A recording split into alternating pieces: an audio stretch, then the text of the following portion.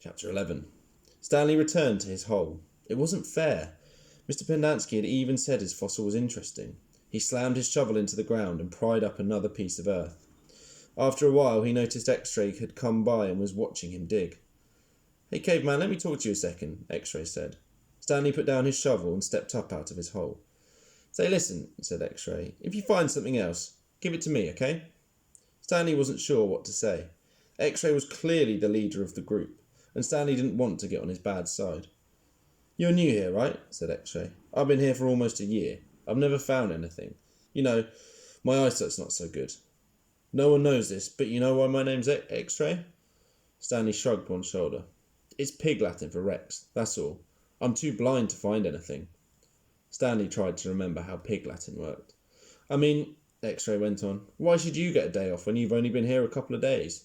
If anybody gets a day off, it should be me. That's only fair, right?"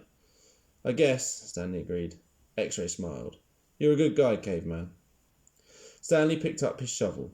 The more he thought about it, the more he was glad that he agreed to let X-Ray have anything he might find.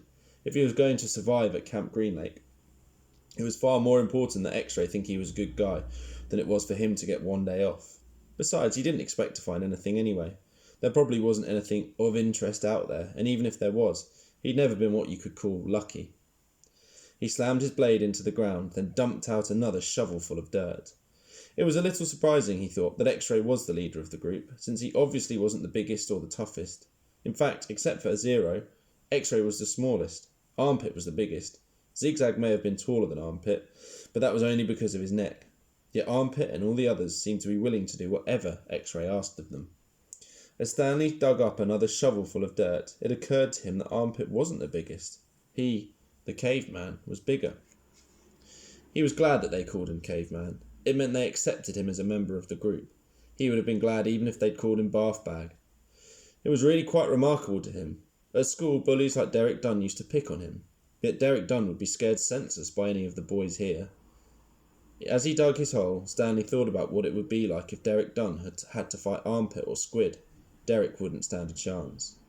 He imagined what it would be like if he became good friends with all of them, and then for some reason they all went with him to his school, and then Derek Dunn tried to steal his notebook. "Just what do you think you're doing?" asked Squid, as he slams his hands into Derek Dunn's smug face. "Caveman's our friend," says Armpit, grabbing him by the shirt collar. Stanley played the scene over and over again in his mind, each time watching another boy from Group D beat up Derek Dunn. It helped him dig his hole and ease his own suffering. Whatever pain he felt was being felt 10 times worse by Derek.